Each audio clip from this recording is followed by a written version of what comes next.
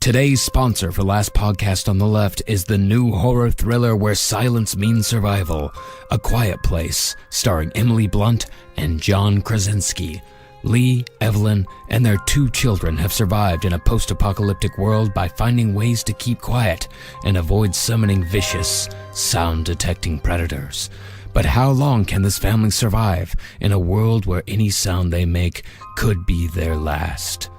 Now, I checked out the trailer, and this does look like a pretty solid post-apocalyptic thriller, which as far as like horror movie subgenres go, I gotta say post-apocalyptic thrillers are among my favorites. So yeah, I'm definitely going to be going seeing this movie in the theaters when it comes out. And when does it come out, you may ask?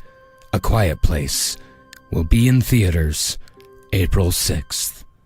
That's A Quiet Place, starring John Krasinski and Emily Blunt, in theaters April 6th.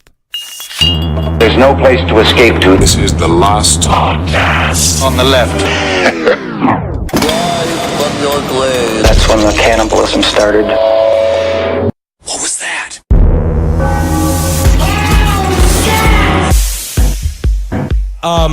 I gotta say, one of my favorite things about the residual high of having eaten a bunch of edibles and you wake up still stoned is that what it's nice is that, like, nothing's real and there's no consequences, and it's like a get out of jail free card for whatever you do. Didn't you have those edibles 48 hours ago? No, I did it again last night. I just been trying to sleep.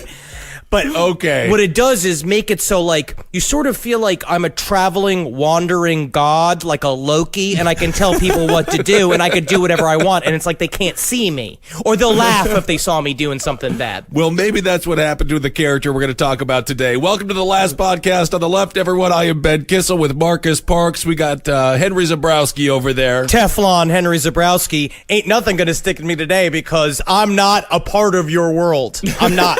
Everything sticks to you. I'm like the Little Mermaid. I am not a part of your world.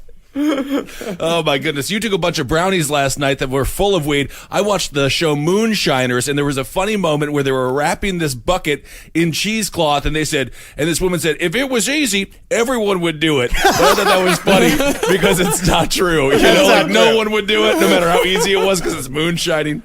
Different nights. All right. So today's episode, this is huge, by the way. This one, people have been asking about this dude for a long time. We're finally getting to him. Rasputin. Just say it one more time. Rasputin. Rasputin. Oh, we got Rasputin on How else are you supposed to say it? Rasputin. Rasputin. That is how it's supposed to be said. It's supposed to be said with a Russian mystery. Rasputin. There's a lot of different types of names in this episode. Well, I've been listening to a lot of Alabama lately. Song of the good. South. I'm glad that. Stop saying Song of the South. Don't ever say it ever again in a podcast. All right, Dixieland Delight. I could name both of their songs. Well, Grigory Rasputin, a.k.a. the Mad Monk, and Grishka to his friends, was a spiritual advisor, for lack of a better term, who wormed his way into the highest echelons of power at the end of the imperial era in Russia in the early 20th century. Ooh, cool. Now, a lot of myths and tall tales have been told about Rasputin over the last century or so that helped to make him the booger bear that brought down the Russian Empire. The Booger Bear. Yeah. That's not a term. No, it's not a term. No. And I can't... First of all, it makes me think of the most adorable baby Charmin bear that they nicknamed Booger Bear, because you can also use toilet paper for your nose. This is not the first time I've mentioned Booger Bear on the show. I would have remembered. I'm pretty certain I would have remembered. Same thing with him calling it a cuckoo clock. But the Rasputin being a Booger Bear is interesting because Booger Bear, you make it cute. But for me, I just imagine a big, shirtless, wet man that everybody calls Booger Bear because no one knows his fucking origin, and he's just covered in his own nose slime. Right. Yeah, he's like the dog. He's like the dog from National Lampoon's Christmas Vacation, or the father of Honey Boo Boo. But that's not far off from Rasputin, and these were active style choices that he made. Well, a lot of the rumors and myths about Rasputin aren't true. No, which is really sad because, again, it's a classic example of, like, they built up a whole mysterious world of Rasputin being this powerful wizard and doing weird dark sex magic and shit. But half the time, of course, there's going to be a middle ground in this story of what is real and what is fantastique. Very common. I was talking to my friend Simon Bobby about Che Guevara. Evidently, he stunk. Really? Bad odor. Oh. Not brought up. Well, we're going to talk about Rasputin's odor later on, or lack of, or the rumor of. Yes. Okay. Speaking of which, the rumors and innuendo about Rasputin came from two places: his contemporary enemies in Imperial Russia and the Soviet Union, who used Rasputin as an example of the debaucherous evil that came before the formation of the USSR. Okay. But since the Russians have only fairly recently made their files on Rasputin public following the fall of the Soviet Union, the picture of Rasputin that has since formed shows somewhat of a different man. The story goes that Rasputin was responsible for the fall of the House of Romanov, a dynasty that had ruled Russia for 300 years by the time Rasputin came onto the scene. Through Rasputin's actions, Tsar Nicholas II and his wife Alex were led astray by this mysterious Siberian monk whose only motivations in life were supernatural evil, chaos, and sex. Well, let's not minimize that by saying only. Aren't those quite grand motivations? I'd like to think so. It seems to be a life goal. If that's what you want to do every day, you wake up and I want to make sure I am sowing as much supernatural evil, chaos, and sex in your life. You'll get it, but it's going to be in a lot of La Quintas, and it's going to be after polyamory festivals or Jade festivals somewhere in Arizona. Well, I'm not saying only in like a minimizing way. Right. I'm saying only as in like singular, or in this case, triangular. Laser focus. Laser focus, yes. Laser focused. Yeah, but the whole truth is actually a lot more complicated. What we're aiming to do in this series is to dispel the myths that surround one of the most mysterious figures of the 20th century, while also painting this man just as he was. A man. But he was a fucking cool ass dude. I love this story. I mean, he's done bad things. Obviously, he's done bad things. He did really awful shit. But it's very metal, and a lot of this fucking, when I think of this story quite a bit, it's like a man just followed with like, as he's spinning through the fucking Russian forest, fighting demons and shit that may be a part of his mind, but he's making them real. And he's out there wrestling them, and women are falling for him, and he's drinking as much stinky vodka as he could put into his big flappy mouth. He does seem like someone who really takes Slipknot seriously. Just like I know you're hearing the band, like, but are you listening? Are you listening? Are you even aware of the lore of Slipknot and how the masks are a different chapter for each section of the fantasy line? No, Rasputin was not necessarily what you would call a cult leader. He had followers, yes, but he was more of an advisor, like a worm tongue. He did not want to strictly rule. He more wanted to be around those who ruled. Oh, like John Hornacek. What? Karl Malone, John Stockton. Yeah. Hornacek just liked to be on the team. Utah Jazz. Mid-90s. I'm not letting any of this fake music basketball information sully the fake shit I've already put into my mind. Now, like a cult leader, Rasputin liked to play with people, but he didn't have that one skill that we always say is one of, if not the most important, when it comes to running a successful cult. Organization. Or a podcast network. We could maybe use a little bit of that as well. But the truth is that cult leaders have an eye for delegating authority and structure, societal structures. And they know that what you have to do is put people to work. Rasputin, in my mind, quite a bit, because we're going to see and what we're going to show in these next couple episodes, is that Rasputin was actually also very self-conscious of his image and knew what he was building and how to attract people to it. To me, he's more of a big stinky Madonna than anything, where he hit on a style and everybody got into it, and technically is the first practitioner of what I believe is a subgenre that only Rasputin does, which is crust goth. I think I was accidentally a crust goth when I was 12. Trust me, it is definitely a subgenre that exists. I knew quite a few crust goths in college. It's very easy to be one. Now, that image that Rasputin was trying to make for himself, all that was about making him a great man. That's really all he wanted. It just didn't matter to him what kind of great man he was. I mean, don't get us wrong. This guy is a monster of history. His actions led to untold misery for millions on a macro scale and hundreds on the micro. And actually, he's one of those guys where you really wonder if the whole of 20th century history might have been different if you would have just plucked Rasputin out of it. It's fucking true, dude. It's fucking a lot of shit's on his shoulders. First ignorant question of the podcast. What years we talking about here? We're talking, like World War I years here. Like, we're talking like 1900 to 1917. These are some of the most consequential years of the 20th century. It set the tone for the entire 100 years. World War I, a war so fun we did it again.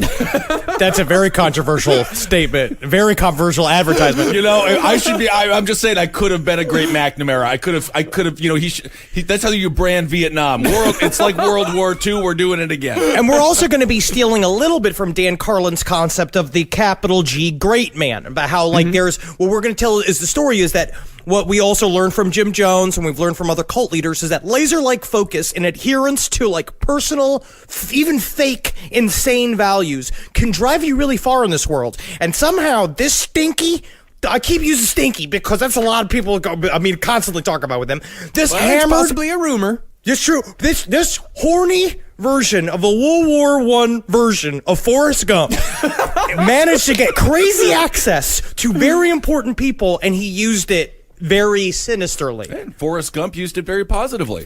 Who doesn't love shrimp? Well, despite all that, Rasputin was not the supernatural beast of mysticism and magic that we've been led to believe he is. I mean, like everyone we cover, Rasputin's basically just another piece of shit. So, the two books we're using for research on this series are Rasputin, The Untold Story by Joseph T. Furman.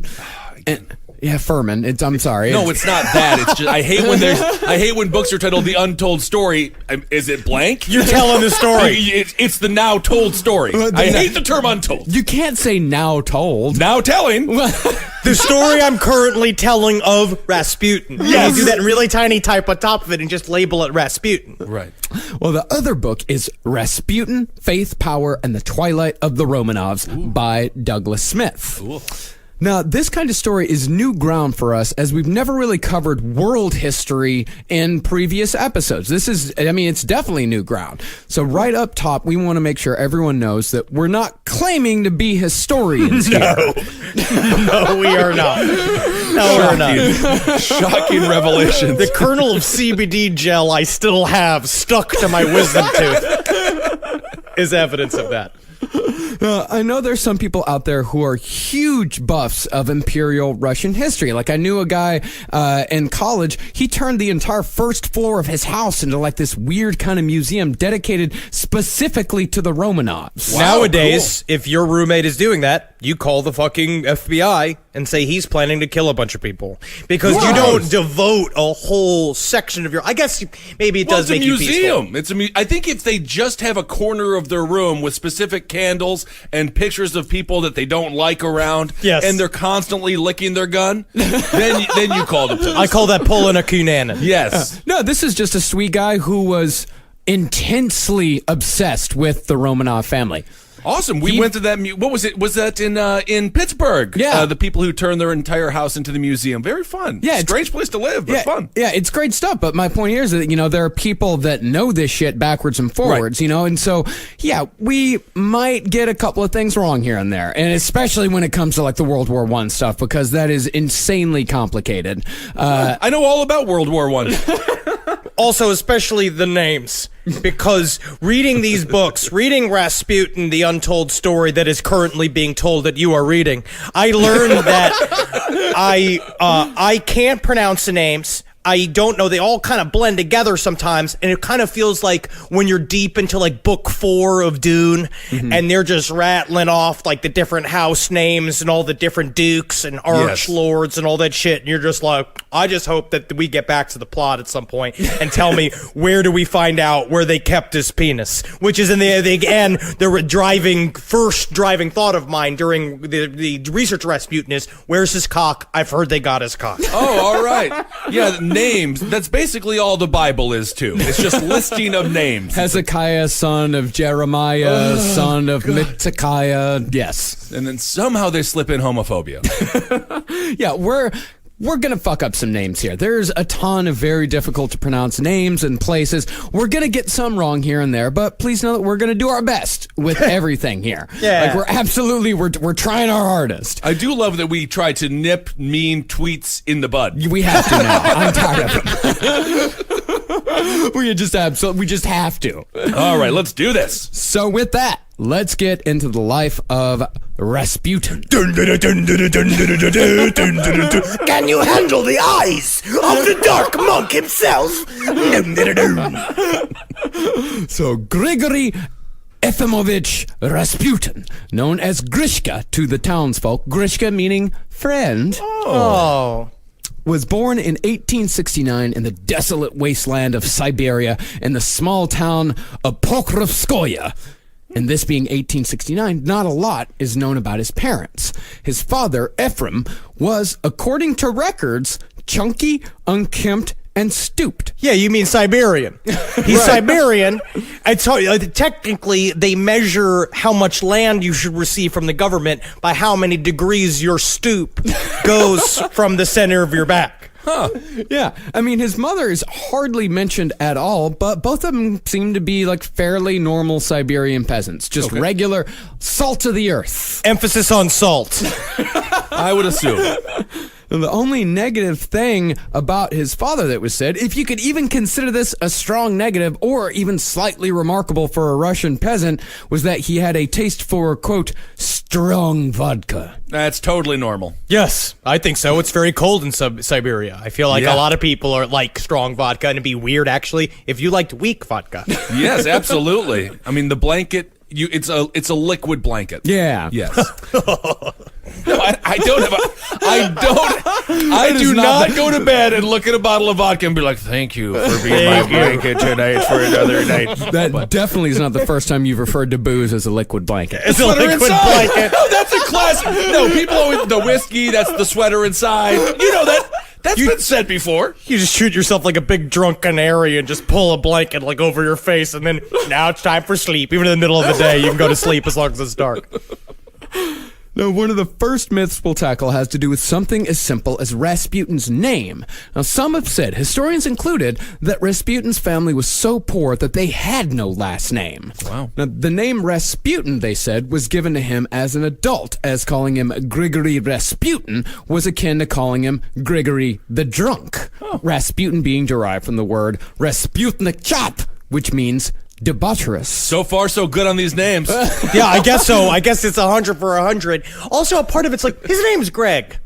Yeah, his name's Greg. Greg, just imagine it's just essentially the American version name is Greg Drunk. That's what he was. If he came here, which I guess it doesn't help you come to this country. Sounds like someone who might start Breitbart. But in reality, the name Rasputin is nothing more than a geographical designation used to describe the Rasputin family's hometown. In Russian, at least back then, a word for crossroads was Rasputin, making the name no more extraordinary than Rhodes or Strada. Huh. His name was Greg Drunk Roads? Well, essentially, what it means, oh man, yeah, it's essentially a Greg Drunk Driving. That's his That name. brings it to another level. Now, another possibly more appropriate origin of the name Rasputin is the word Rasputitsa, which is a word that describes the muddy Siberian spring season that actually makes it impossible to travel by road. Which then you can see the entomological, is that the term? I think so. Entomological? I think entomological means, I think that's bugs. I think you mean etymological. Entomologals. The word science, if you think about it, is that a muddy road and traveling through it is akin to being drunk. So you can see how the name slowly turned into drunk over time. Okay. Well, no, it never was drunk. Shut up. Shut the fuck up. I just good. learned Point, something. counterpoint. I just let something absorb. And the myths about what happened before little Grigory was even born don't stop there. One of the myths created by Rasputin's contemporary enemies concerned the sexual habits of his parents.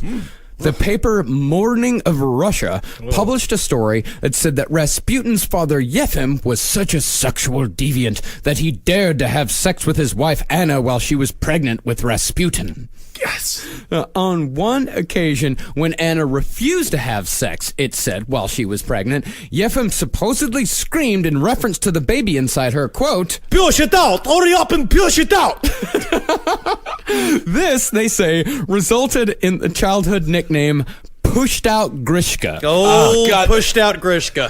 I'm starting to think these Russians are just having fun with us. I tell you what, a lot of these peppers I've been eating recently have been fucking up with my pushed out Grishka, which is really fucking with me today. Good Lord. It was also said in the same article that when Anna grew too large for vaginal sex, a handyman witnessed them engaging in a bit of anal, although I don't really see how that's easier. What is this?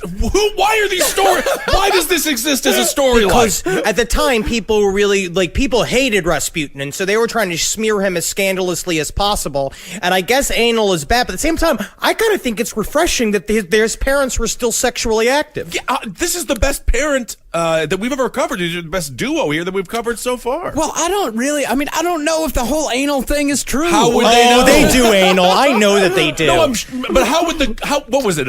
Who found them? The handyman. First of all, we need to investigate this handyman. Yes, hello, I am the handyman. I can tell difference between vagina hole and butthole. The butthole, it makes the woman go, wow, wow, wow, wow, wow, which is what, unfortunately, Mrs. Rasputin was a say. But yeah, the thing was that they didn't need to exaggerate Rasputin's sexual habits. He was a hardcore sex addict who did a litany of awful things that we're going to cover. But really, why did they bring his mother's butthole into this whole I thing? don't There was know. no reason for that. I've said that. Leave it alone. I will tell you, I did miss the sentence originally when I was going over the outline that it said that they had engaged anal sex, and all I saw was the sentence of mom's butthole. Why did they bring his mom's butthole and this whole thing? So then I Googled Rasputin mom's butthole, and I gotta say, there is some controversial stuff. I'm sure there is. So the land in which Rasputin was born, Siberia, could be described as a collection of middle-of-nowheres. It makes up 77% of Russia's land, but only a quarter of its population. And the population was even less in Rasputin's time. Now, it does have quite the frozen tundra wasteland reputation, and that is deserved up north. But the majority of people lived in southern Siberia, which actually has better weather than Alaska. Don't get jealous, Alaska. This is not your fault. But that's not to say that it's not barren. It is, but at the very least, it was able to support agriculture, which was the Rasputin family trade. And the Rasputins had lived there forever, hundreds of years. And this actually tells you a lot about the Rasputins. It wasn't really until the 19th century that Russians started seriously immigrating to Siberia, and even then, those that did come were of what you'd call a desperate sort. Yeah, how sad are you when you have to immigrate to Siberia? That's the place you want to be leaving. They view it as a place of freedom because they have a reputation of being independent. When you go to Siberia, it's kind of like the Wild Wild West, part of America, where you go out there and it was now about I'm people. thinking about a huge robotic spider. I'm sorry. Damn it. I'm sorry. But you go out there essentially for Lebensraum, living space. You know that term, Kissel, because your grandfather had spray painted all over the all right, base. thank you. But, Man but of it's the a part world of what they actually wanted. started labor unions, but we don't. That's true. But that's kind of a little bit of the drive to go to Siberia, but it's still, I think it probably sucks. Yeah, there's a drive to go there, but it's also where Russia made people go. It's where it dumped its undesirables, even before like the days of the Soviet gulags and the terrifying modern Siberian prisons that we see like on Lock Up Raw today. Okay. And this is where they sent the weirdos and the religious leaders and the political exiles. This is the place that you sent people when you just wanted them out of the way. But just like a lot of other isolated wildernesses in the world where life is short, brutal, and miserable, the people of Siberia were deeply religious. But those people also had a kind of like odd relationship with the church. And the major religion was Eastern Christian Orthodox, which is pretty much Catholic, not Catholic. Catholic, not Catholic. They're like Yes. Catholic number. They're like second Catholic. They're Like right behind Lutherans. the Catholics. We always how we described as the Lutherans was Catholics without discipline. Like the Eastern Orthodox, they're like in between Lutherans and Catholics. Okay. They still have all like the pomp and the rituals that the Catholics have. They just don't follow the Pope. Well, it seems like the Russian government, I tried to dip a toe into the religious history of Russia, and I will say, it is complicated. I try to understand it. Just the Greek Orthodox versus Russian Orthodox there's a lot of different differences in there. I know that my mentally handicapped cousins had a Greek Orthodox wedding, and it was 3 hours long, and there's a lot of circling each other. So I know that they draw a lot of pictures, big ornate pictures, and it seems the government was always either at odds or in cahoots with the religion, with different types of religions at different parts in Russian history. So different times the church's stock would go up and then lessen in terms of influence in the country. It does seem like most of the research you did on this religion was at your mentally handicapped cousin's wedding. Yes, it was like I took a master's course in how to be uncomfortable. Now, what spoke to these people, the people of Russia, and especially the peasants of Russia, was not dogma or theology as much as it was the icons and the rituals. Only 4% of Siberia was literate at that time, so it's not like people were at home studying the Bible. And more than anything, these people just wanted something that sounded good, which made Russia at the time fertile ground for a whole host of flim-flam men that had the ears of both peasants and royalty, and Rasputin was the best flim-flam man of all. All right. If I were to write Flim Flam next to Rasputin's name in terms of like a job title, I would use 2 capital F's. Wow. And Rasputin, what's also interesting about the people of Siberia that I seem to sort of absorb is the idea of fatalism was rampant, and especially in peasant life. The idea of God gives us whatever it is that he gives us, including suffering, including being conned, including everything that's happened. So everything that happens essentially for a reason, and we're supposed to take it. Our suffering is God's will, and so we're going to be fine with it. So you have a lot of people that roll with difficult shit. So it kind of, I wouldn't say gullibility, but it definitely, it adds fire to what Rasputin just kind of like came at the right time when his shit was also perfectly absorbed by the people looking for somebody confident to listen to. Well, they got to be knocked down for you to pick them up. Oh, yeah? That's what I say. Yeah, well, I mean, that's going to play into shit later on, without a doubt. Is that what you do when you just stare at horses going around Prospect Park? You just yelling at that? Yelling at people? So the legend goes that Rasputin was born on a cold January night, and as his mother gave birth, a comet screamed across the Siberian sky above their home. And this marked Grigory as a great man to be. Ooh. This was, of course, not true, but according to Rasputin, the untold story, such omens were kind of the norm in rural Russia. Other omens talked about babies being born with iron teeth, dogs born with 6 legs, or snakes falling from the sky. That's scary. Now, all of these things were omens that pestilence and death were sure to come to the village. You know, the baby with the iron teeth, the dog born with 6 legs, the, snake falling from the sky. They're literally just creating James Bond villains. Yes. That's very unlucky. Yeah, that's true. Oh, that was because all of this shit, like death and pestilence, were very common, and people needed something on which they could blame their misery. For example, the infant mortality rate in Siberia at this time was brutally high. Out of 8 kids, possibly 9, Rasputin was the only one to survive past childhood. Yeah, and honestly, you have to be very strong to live past all the other kids, especially they all just very casually. The kids die, they throw them on top of the potato pile, and then they start fucking again, and they make another one, and then they just pop it out and be like, its face fell off. Like, oh, so does God give us this fate? And they throw it in the river, and then they fuck again and have another kid. And so by then, I imagine, it does make you a weird person watching baby after baby die, and you just stare, and they're like, we deserve this. And everyone's just sucking on vodka and lifting rocks from one place to another. Yeah. I mean, they really just treated them more like potential workers, right? Yeah. I mean, it wasn't like people just sort of accepted it. They didn't really talk about it at all. It was just once one kid left, it's like, all right, well, that's the way it goes. All right. And this shit, it produces weird people, and Rasputin was the weirdest one out of them. Oh, wow. Like, first of all, he was scared of shadows because he thought that all shadows were filled with ghosts waiting to jump out and get him. I can see it. I don't think that's that irrational for a child. Technically, that is what George Norrie is like now. Rasputin also said he never stole as a child because he could see if a person was a thief just by looking at him. Ooh. He said that he could even see what they had stolen, and since he assumed that everyone could do that, he never stole. But as we'll see, that was a huge goddamn lie. You know, Sheriff Joe Arpaio said the exact same thing, but it just turns out he was racially profiled. Oh. Yeah. Today's last podcast on the left is also sponsored by Grasshopper. If you're an entrepreneur, a small business owner, or even if you have a side gig, let me introduce you to Grasshopper, the entrepreneur's phone system. Grasshopper lets you run your business from your cell phone while keeping your business and personal life separate. Choose from their huge inventory of local, toll-free, or vanity toll-free numbers. Simply forward your new number to your mobile phone and start taking calls immediately.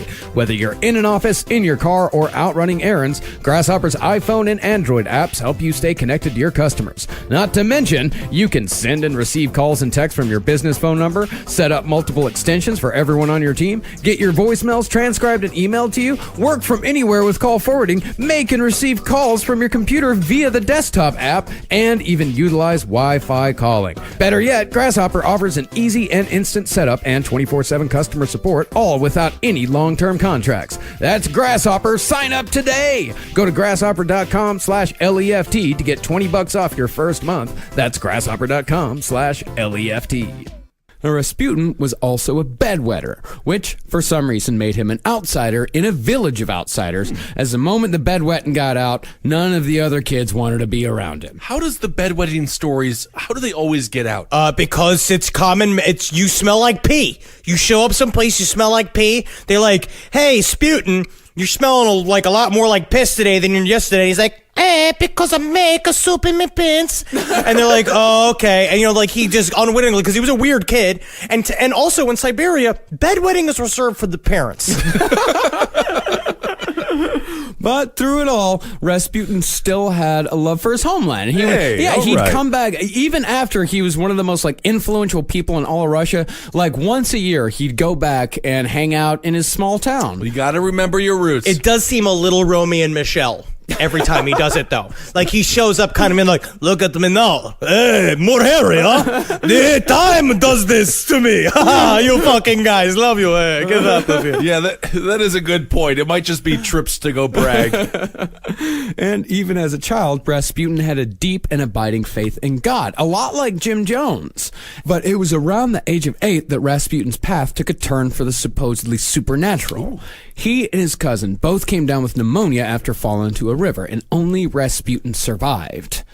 Now, because his cousin was apparently the only kid who'd hang out with him, Rasputin turned to horses for company, and pretty soon he said that he could communicate with them on a mental level. Ooh. Did you do the same thing? No, I didn't commune with horses. He would never communicate with horses. But you do get the feeling when Marcus said that, he's like, you don't do that. You get to know the horse power and horse wisdom. It's not meant for man. My uncle did it. He's been in a coma for 30 years.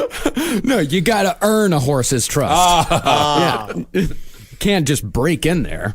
Hey, man, you don't gotta tell me. Well, really, I mean, it seems like all of Rasputin's outward miracles when he was a kid had to do with the horse at some time or another. He just seemed like he was good with horses. Yeah, he was great with horses. Chip Gaines is great with horses. Yes, he is. Fixer-upper.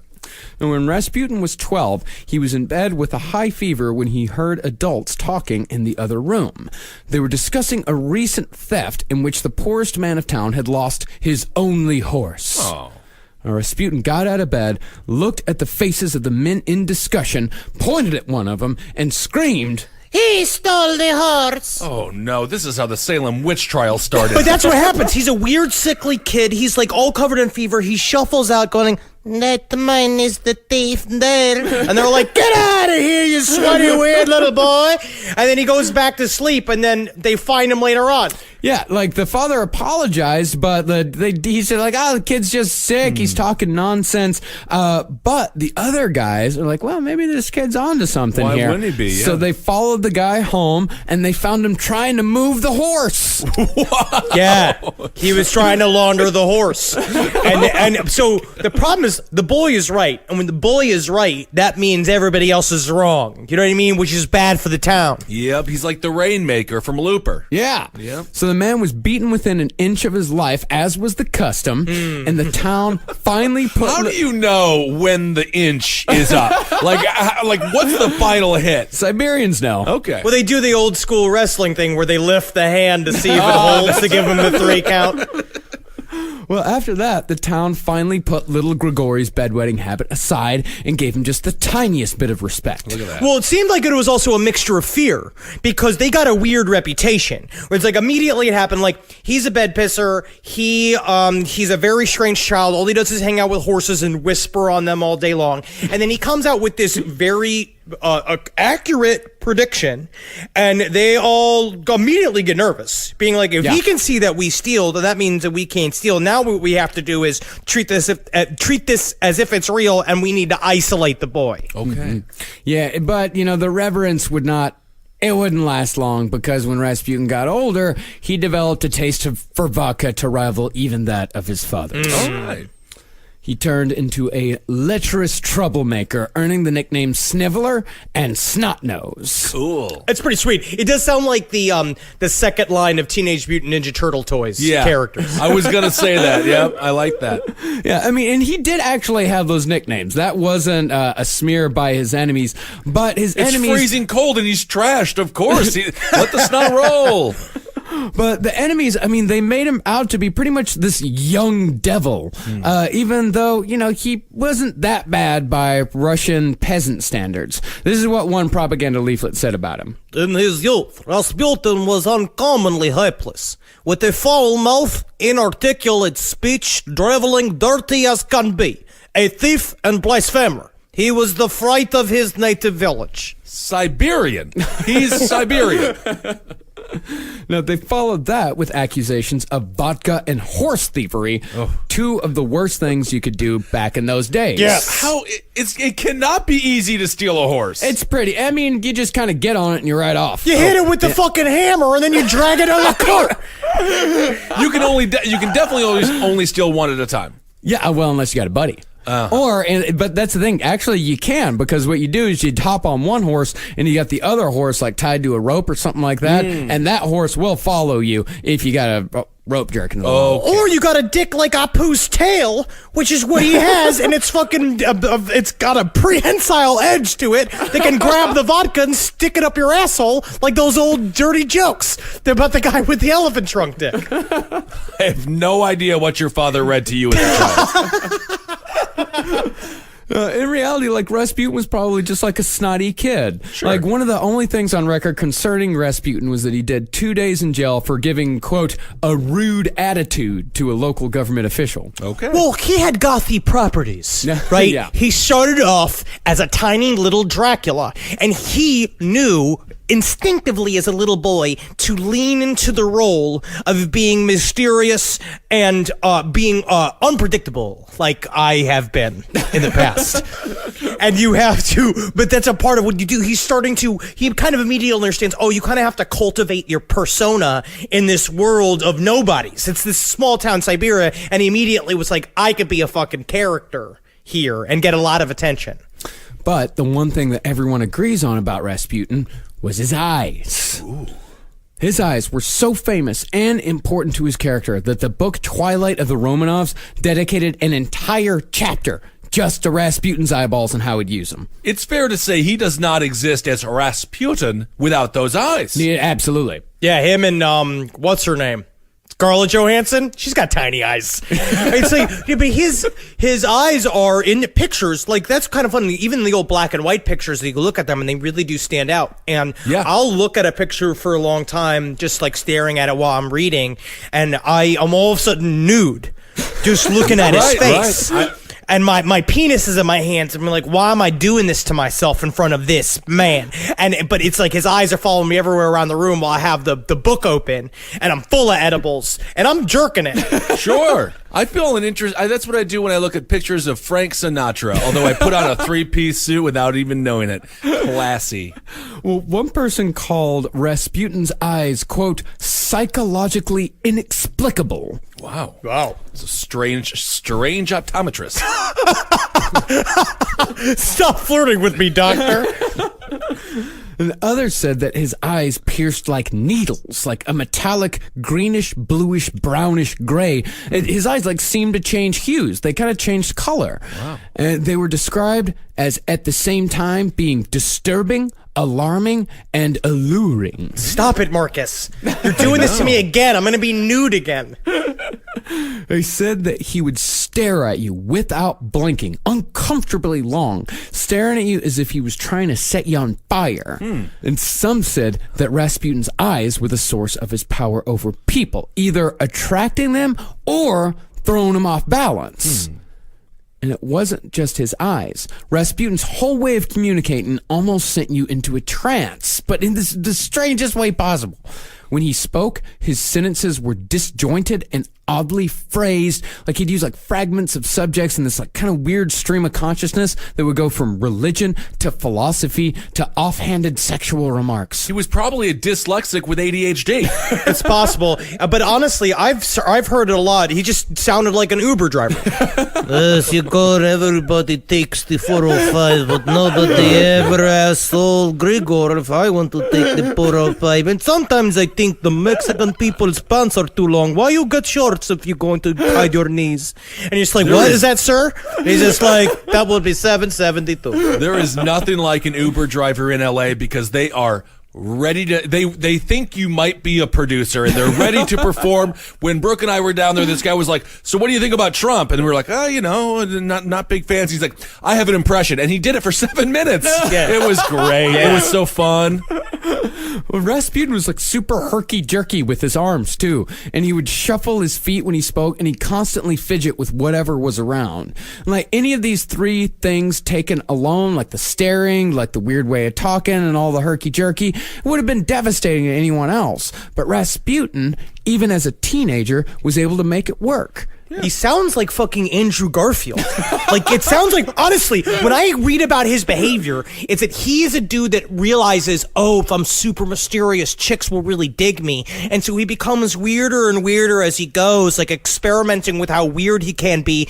And he's getting positive feedback of people like, oh, there's something to this Gregory. And he's like, so I'm not Gregory anymore. My name is Rasputin. Being like, oh, you guys must have made some money, bought a last name. Did he ever go through a fat phase like Marilyn Manson? Not really. He died thin, Well, huh?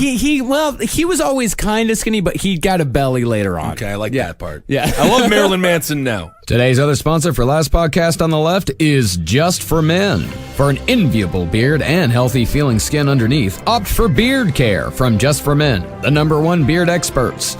With 25 years of men's facial hair expertise, Just for Men knows beards. And they've got a full line of supremely fine products to prove it, including face and beard wash, beard conditioner, beard oil, and beard balm. The face and beard wash helps prevent beard itch, unclogs pores, calms and moisturizes, and deep conditions. Meanwhile, the beard oil is light and non-greasy and smooths and softens without clogging pores. The beard conditioner deep conditions while calming and moisturizing skin underneath. And the beard balm offers superior hydration, fights itch and dry, flaky skin, and helps prevent ingrown hairs, all using soothing oatmeal, aloe, chamomile, and jojoba oil. So, kiss your average beard goodbye and usher in your softest, smoothest, bestest beard and skin underneath. Put your best beard forward. Visit jfmbestbeard.com and use the promo code BestBeard25 to get 25% off your purchase. Well, the thing is about like his whole way of moving is like that was kind of natural to him. That's just the way he did it. But as he grew older, he learned how to cultivate it. Like he was so good at it that, I mean, this guy, he grabbed the ears of emperors eventually, like through this weird trance-like way of being. It's like his whole way of being was to put people into a trance. And these are people who just kill folks for not having their food cooked properly. Well, actually, the czars weren't that bad. Not they, that bad? They weren't that capricious. Is no. that going to get scary. us into a lot of trouble saying that the czars weren't that bad? They were, let's just say they're also horrible. They were they were canonized a few years ago. It's fine. Oh, Yeah. so that erases everything. I forgot. That makes them good. So as I said earlier, God was always a presence in Rasputin's life and in the life of his family. The family would go on like regular pilgrimages together to monasteries around Siberia. So when Rasputin was 17, he got permission from his parents to make the trip on his own. And on this trip, he met a woman named Praskovia Dubrovina at the Feast of the Assumption of the Virgin Mary. Man, that party must have been off the fucking chain, dude. Siberia, Assumption of the Virgin Mary. I got 9 Keeklorks of vodka and my mule's horny. Woo, this is going to be a great Assumption. Praskovia was 20 years old, a spinster by the standards of the day. Disgusting. When did they die? Ugh. 29 years old. 20, jeez. Well, you got to remember, like, they have to start having kids early because you got to guess. play an odds game there. Oh, sure, that's right, yeah. So within a few months, the two were married, and Rasputin brought his new wife home. I'm married, bitches. You guys all thought that I wouldn't, but I tell you what, I throw that dick fuck down so solid, she stay with me for life, huh? High five, huh? Why everybody's not stay with me? This is the Siberian version of Harold and Maude. 17 and 20. With that elderly woman. So their first 3 children died of scarlet fever and whooping cough, respectively. But their 4th, 5th, and 6th actually lived well into adulthood. Oh, nice. But the 7th died. 3, so they got 3 out of 4. No, they got 3 out of 7. Right, but yeah, they're 3. I mean, they're not winning the NBA Finals. Yes. But they Yes, went they to 7 lose. games, so that's pretty They good. lose the NBA Children Finals. However, such was life in Siberian Russia, and a lot of peasants, as Henry said, they just kind of saw this as a manifestation of God's will. So after marriage, from the ages of 19 to 28, Rasputin seems to have just kind of done his best to be the town pain in the ass while still trying to be godly. Okay. Like he'd get drunk, he'd hop in his horse cart, and he'd just ride around town shouting obscenities at all the respectable folk. There's a part of this that sounds fun. Yes, it Where does. It's like, just the idea of being like, see, you don't fucking tell me where to go, what to do. I go out there, I get ripped up, I get fucking crazy. That's what Greg the drunk fucking does. Okay? You Yeah. fucking, you're going to fight my nickname? Then you get to just slill fucking vodka all night on a horse cart. 'Cause there's no DUIs if it's a cart, right? Man, just yelling at people. Honestly, man, yeah, every one of these, there's always a moment where it's just like, let's be friends. Yeah, but he still also like talked about God all the time. Like Rasputin, he was kind of like that frat boy that has like the cross tattoo and the cross necklace, and he has that weird little hook on his cap that like, oh, it's about fishers of men. He also sounds a little bit like Johnny Cash. Peak drunk and still loving the Lord. Do a gospel album. We're going to do a gospel album. We're doing a gospel album, but I'll tell you what, because if we don't, I'm gonna shoot your fucking wife. Most people, they wouldn't hire Rasputin for a job, and usually when something went missing in town, Rasputin was the prime suspect. And in fact, one of the myths about Rasputin is directly related to his thievery. Oh.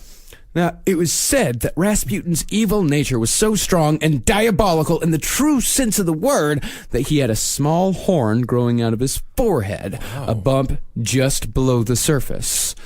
That, they said, was the reason behind his messy hair, because he was hiding the horn, and therefore his intentions. God, it's like they're talking about Marilyn Manson. I know it. But the real story is actually much more embarrassing than that. Uh-oh. He had a zit. One night, a fellow villager named Kortovstev, God damn it, I've been trying to figure out this one. Kortovstev.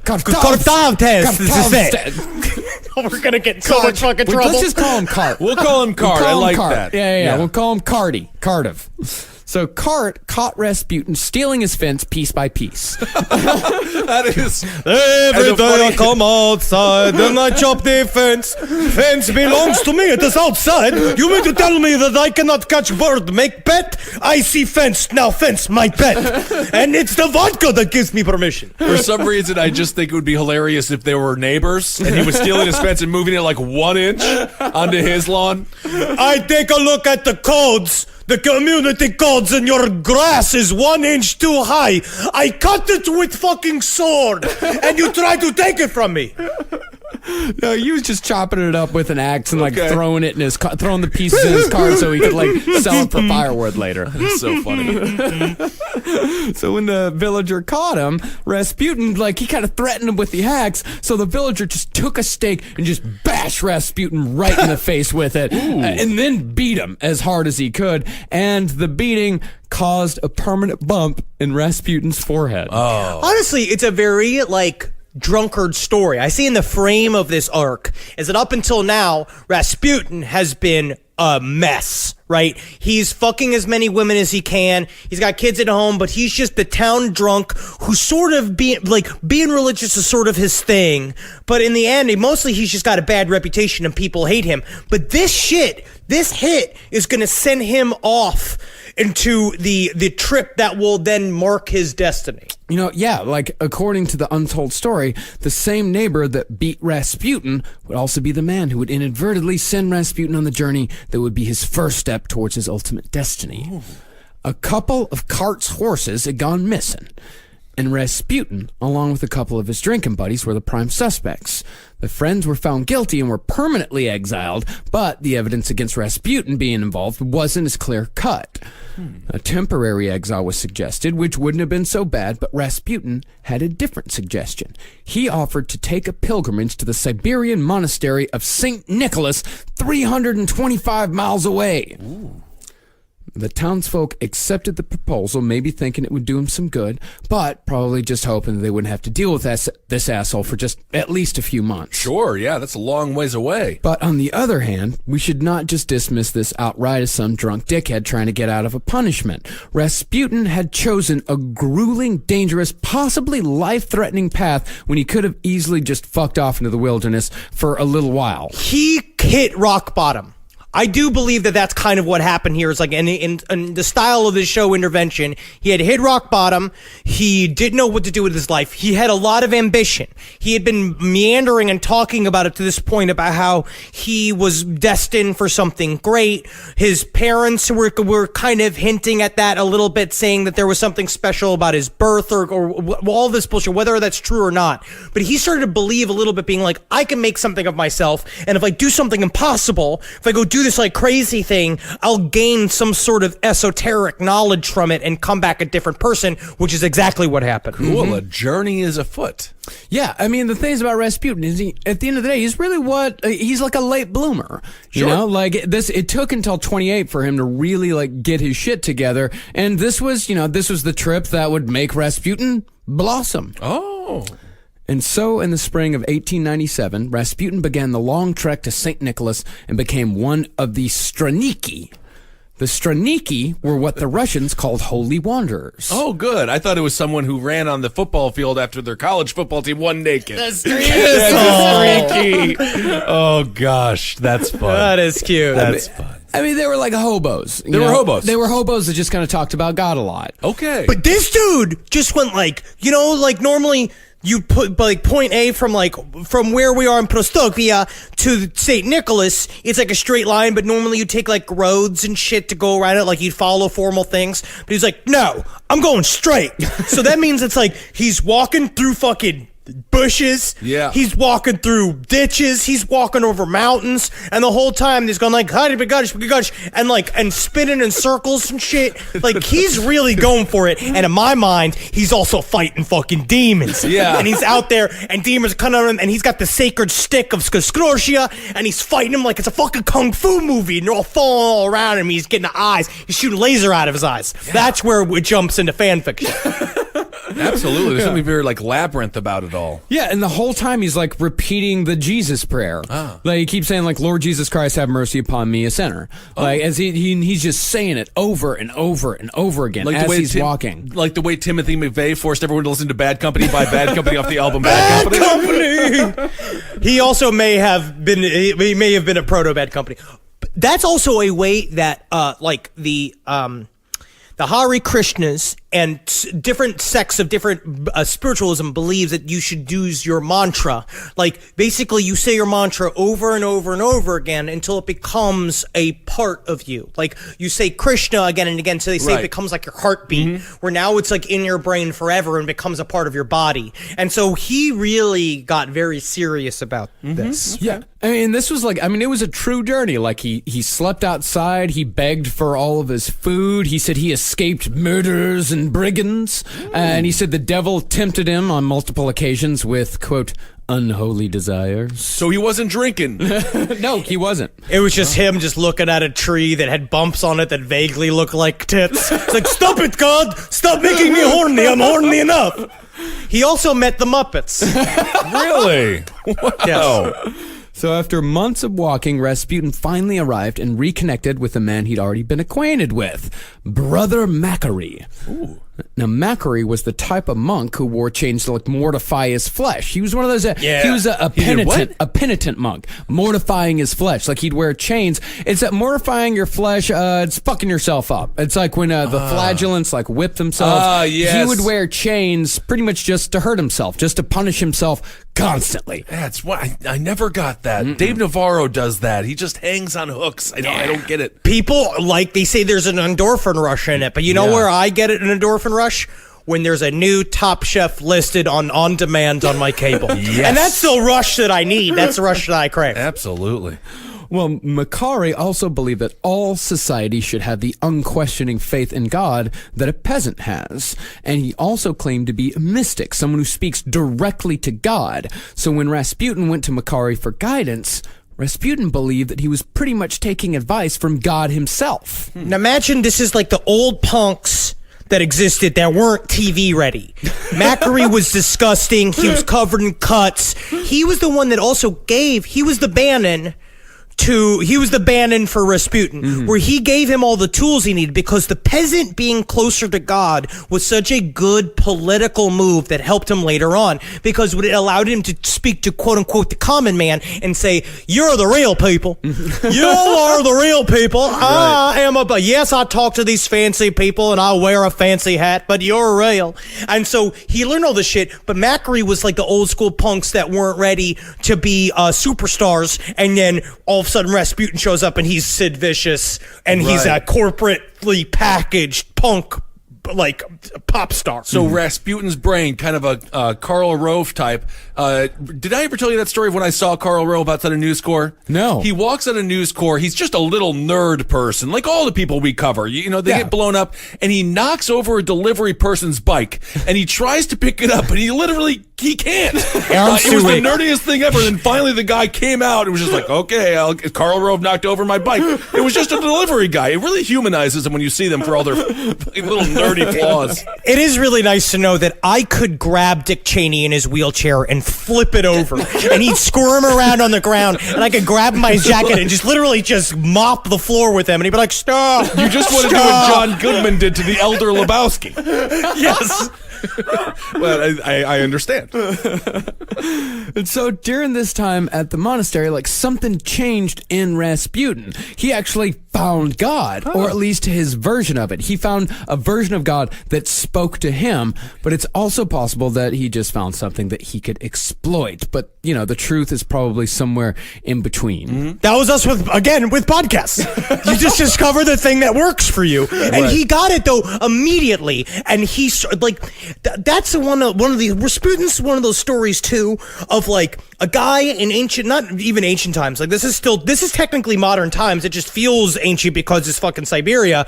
But he was like a very modern person dropped into an old system. It's like he woke up modern. He woke up like realizing like, oh shit, like I'm going to take all this podunk version of what they're doing all gross and I'm going to sell it to the next level. Yeah, and this was him doing all this shit by never leaving. He hasn't left Siberia at this point. Like he's just, he's a small town boy does good. Okay. Where he has no idea of what's happening outside, but yet he still somehow, like almost cosmically, is made for this time. Okay.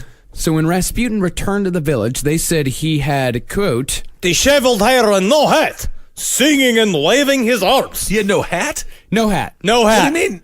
No hat. He had a hat? He didn't. I guess he had a hat when he left and didn't have one when he came back. That's what they noticed? Yes. You used to have a hat. He traveled 700 miles at this point. Not just noticed, but remarked. Okay.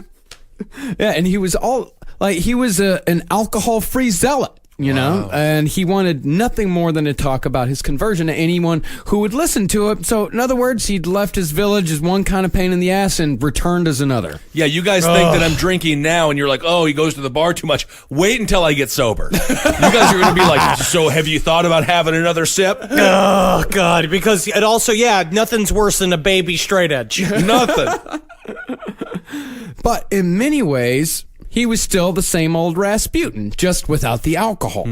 In church, Rasputin would swing his arms and, quote, make grimaces during services and would sing in, quote, an improper voice. Well, no, it just doesn't sound like it would come out of a 6'4" huge man where he just shows up and he's like, whoa, my love. And everyone's just like, whoa, we all sound like shit. I don't even know how he got that beautiful singing voice. Was he 6'4"? Yes. Was he He really? was 6'4". In Motherfucker that was era, huge. He must have been, that's like the equivalent of 7 foot. He walked in, because imagine, it's like, honestly, it's only a couple inches shorter than you, walking into a room, waving his arms around, everybody else is all stooped, and he had that's a part of it too, is that he had the Lyndon B. Johnson effect, where he'd lean in on people, and he's got those big crazy eyes, so people are giving him a lot of room. So when people didn't really dig Rasputin's vibe, Rasputin decided that it was time to start services of his own.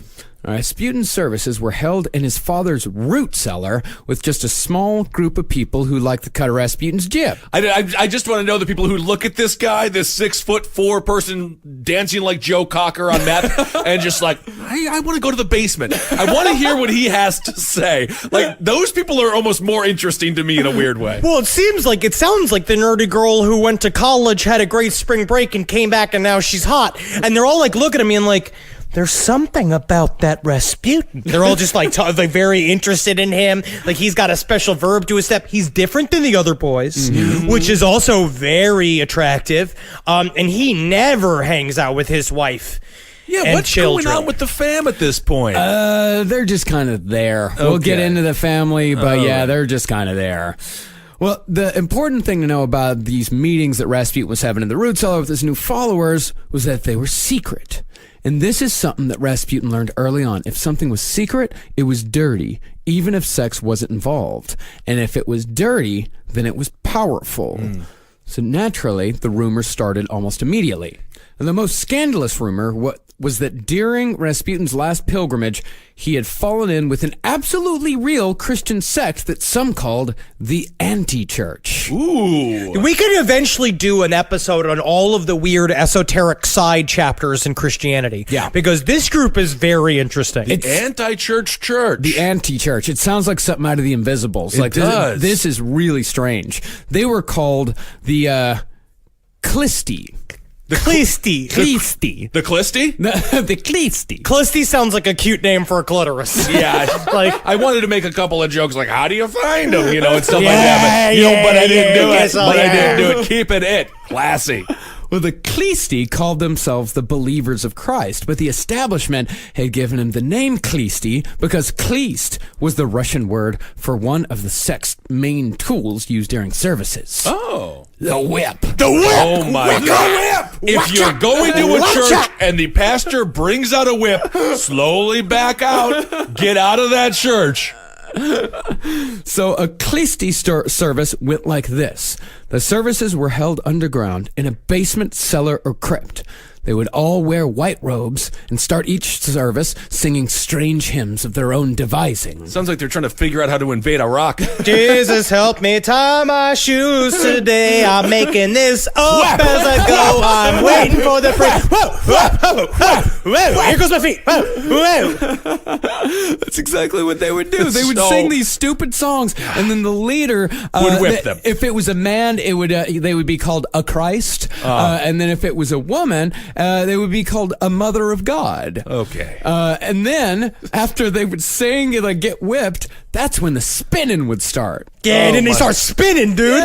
Yeah, What, spin just- around and around. They keep singing and spinning and getting whipped, and they work themselves into this like frenzied spin drunk ecstasy. So they're basically on like a biblical gravitron, and this is something that they're enjoying. Oh, yeah. Yeah, they're loving it because they would spin and spin and spin. They get whipped and they're singing and they're chanting, Spinning and all stuff. And this is a lot of noise for a basement. And they're trying to keep this secret. And it has to be like you're just outside with your mule, having your vodka water, and you hear just. Good Lord. And then when the ecstasy would reach its peak, they would all fall to the floor, crawl to the nearest warm body, and the congregational orgy would begin. This did John Belushi yell bacon, and they all started sizzling on the ground like Animal House? And nothing works a Russian Klisti up to a froth than being covered in whelps.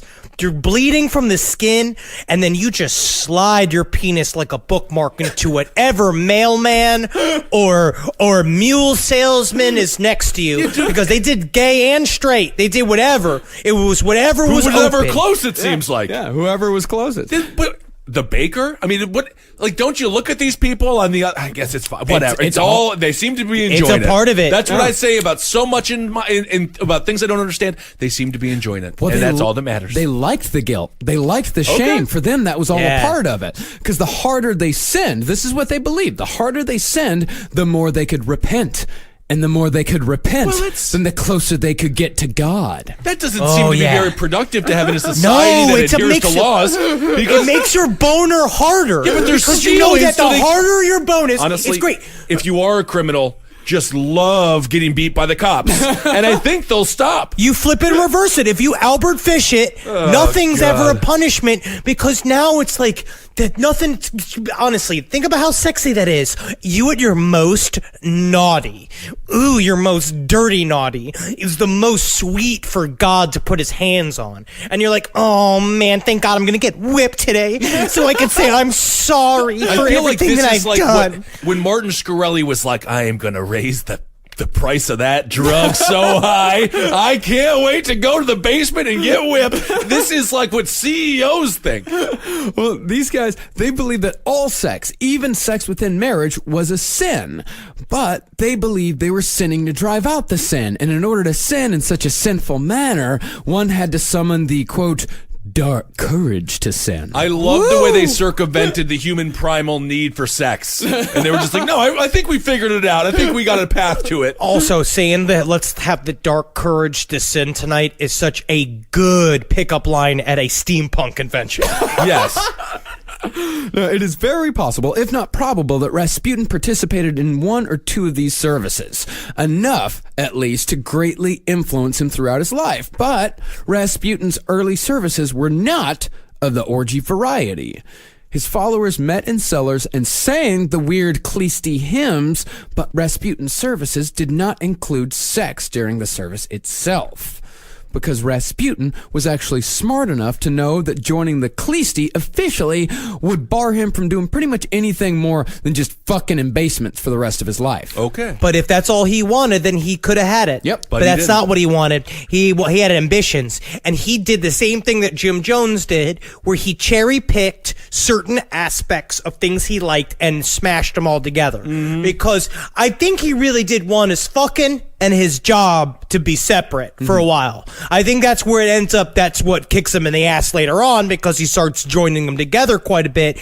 But at this time, he's trying to keep the two worlds separate. Well, yeah, I mean, Rasputin, he was a leader. He wasn't a follower. Like, he wanted his own system. He wanted his own followers, people that were beholden only to him. Okay. And that was all helped along by Rasputin's first major vision.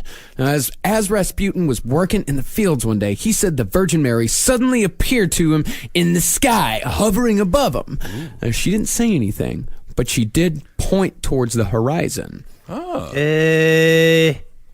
want to go over there? Yeah, to WrestleMania. Now, what's important to remember is some people actually believed Rasputin when he said this shit. People. Do you think he believed it, though?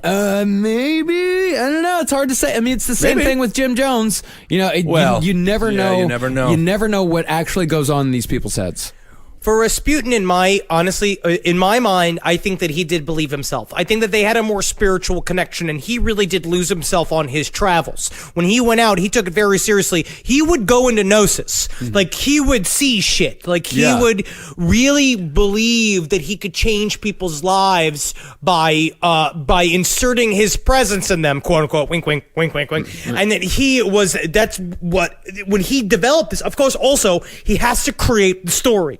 He understood that I have to build an arc, and a part of my arc has to be I'm on a vision quest. People come with me. Right. So then when other people come up and be like, I think I'm spiritual, he'd be like, have you met the Virgin Mary? Because I freaking did. Well, these people, like, they saw visions as evidence of God's grace, that God had chosen this man to share and disperse his holiness upon Earth. Is it true to say at the time visions were taken more seriously? Much more. Visions were taken extremely seriously, to the point where, you know, it would be one of those things like, why would he make up that he had a vision? Right. Like, that is a great, grand sin to make something like that up. Why would someone make up that the aliens have visited land? I heard it on the radio, and I heard the aliens are invading Earth. So, and since these Russians, since they were all about miracles and visions and all that shit because of the Eastern Orthodox influence, Rasputin had a wide opening to settle into nicely. All right.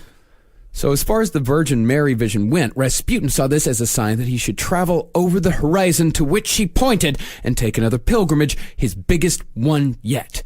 In 1900, Rasputin declared that God had instructed him to go to the monastic center of the Eastern Orthodox world, Mount Athos in Greece, almost 3,000 miles away. Sounds like a fun trip. It doesn't. It's actually the opposite. Because it's just walking to Greece. It's walking across Russia to Greece. It's using your feet as a car, and just, she just started running. Well, the Flintstones did it. In this pilgrimage, Rasputin took even further than the last. He went the entire trip there without changing his underwear or touching his body in any way with his hands. Humble brag. Humble brag. Because what he had to do is he had to chain his hands to his bed. He would wear shackles to keep himself from touching himself, which also included cleaning himself, which is then how he got the reputation for smelling like a quote-unquote goat. Mm-hmm. Wow. Yeah, and he tried to make himself as gross as possible. Like, he'd stand motionless in swamps for days at a time, just letting the bugs eat him alive. Oh, that's a trip, dude. That's on a fucking other trip. You're locked into something like that. I don't know what it is, and it's fucking kind of metal. It's very Hell's Angels that you wear your clothes so they fall off. Yeah. I think also if he was an American in the 70s, we would have won Vietnam. What a soldier this guy is. Yeah, but he's walking around. He's covered in shit and bug bites and piss. I don't know why he's doing this to himself, but I guess these are life's many questions. But much to Rasputin's disappointment, when he finally got to Mount Athos, he found that a lot of the monks were openly homosexual. And though you might think that Rasputin would be kind of groovy to this idea, for some reason, it completely weirded him out, so he left. Hey, Greg, nice to meet you, man. I'm so glad. So you walked here? Yeah, I walked here. Yeah, you must be crazy tired, huh? Yeah, exhausted. Yeah. Filthy, too. How about... You want to suck my dick, then suck this guy's dick? And then what we'll do is, then we'll all fuck, and then maybe we can have some soup. There was a swamp a while back. I didn't stand in it quite long enough. I'm going to go back and check it out. There was a toad that I was staring at. Yeah, all right. Well, you're leaving a lot of dick on the table. Bye.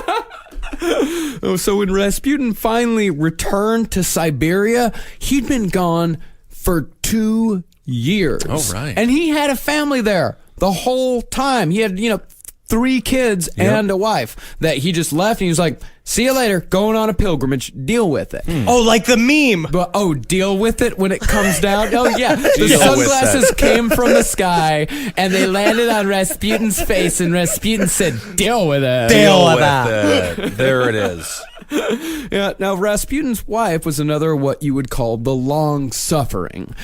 He would leave on pilgrimages whenever he wanted, and he took as many lovers as he wanted, and Praskovya just had to accept it.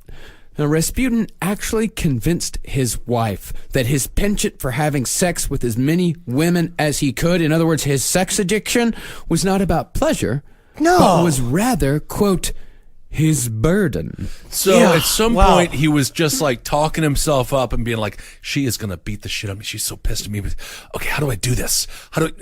It's for her. I got it. I'm doing this for her. Yeah. I'm helping you. I'm saving you. She just yeah. be like, oh, thank you, Rasputin, for fucking everybody. I don't want to do it, but I gotta do it.